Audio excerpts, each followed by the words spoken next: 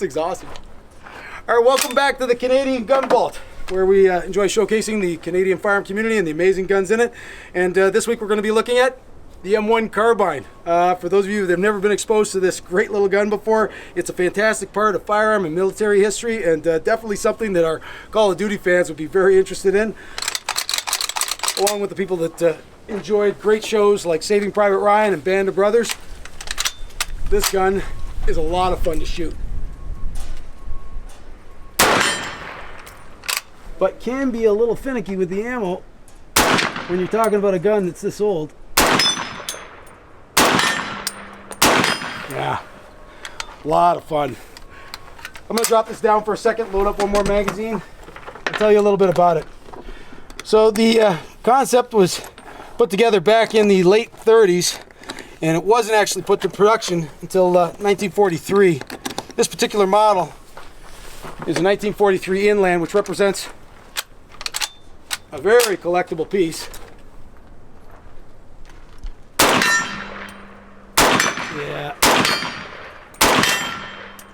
You could see really easy how the military would have had a fantastic time at shorter ranges with this type of firearm. I guess what they wanted to do is they wanted to give the troops, secondary line troops, access to something that wouldn't require a great deal of retraining.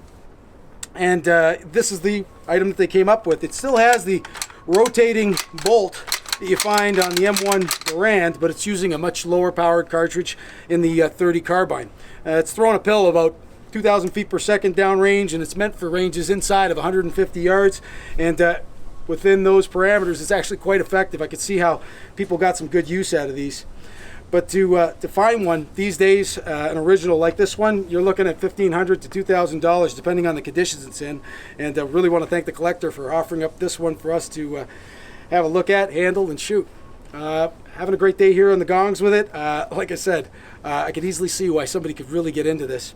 So they made about 6 million of these things, and different companies produced them. Winchester was one of them, Auto Ordnance, and now Chiappa. There's some modern production ones, but none of them quite have the feel and the weight of the original units.